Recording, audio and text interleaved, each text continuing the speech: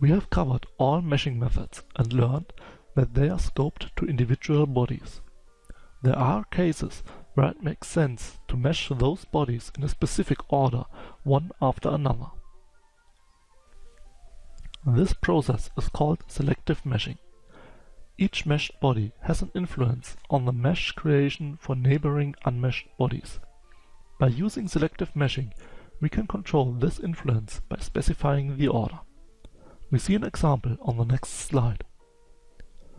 Furthermore, the selective meshing reduces memory consumption and allows us to add or adjust the local mesh controls as early as possible and to remesh only the affected bodies. The rest of the mesh will stay intact as long as the changes have no direct impact on pre-meshed connected bodies. Finally, we can leave the selective meshing procedure at any time and let the program decide the meshing order for the remaining bodies.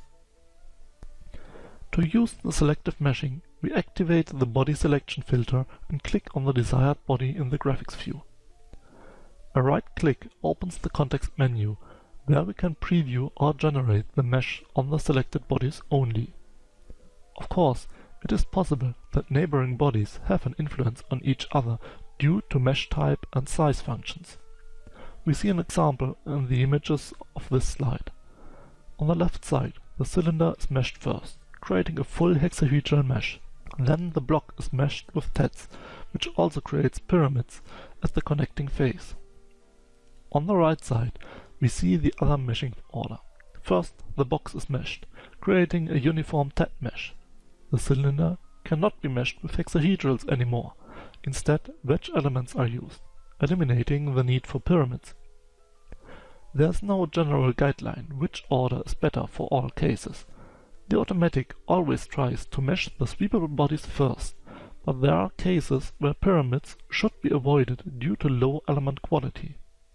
It is always a good idea to check the element quality after each selective meshing step. The selective meshing is an interactive process. To use it together with a parameter variation, it is necessary to record the order in which the bodies are meshed. We can start the recording from the context menu of the mesh object in the outline. The worksheet opens in a new tab next to the graphics window, where all steps are listed. Alternatively, we can access the worksheet at any time as long as the mesh object is selected. For each meshing step, a named selection is created automatically.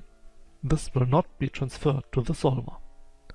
The complete meshing procedure can then be repeated automatically. However, due to the interaction with patch-independent methods, it is possible that the mesh looks different if the meshing process is repeated after the recording.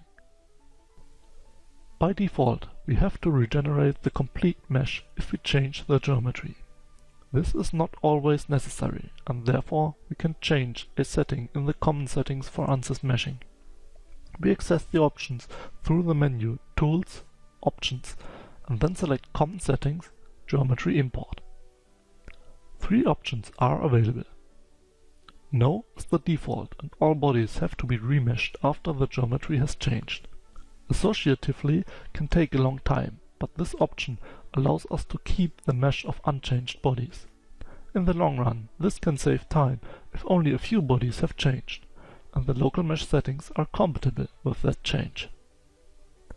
Non-associatively is the fastest settings, and ignores any geometry change. The bodies have to be remeshed manually to respect the changes.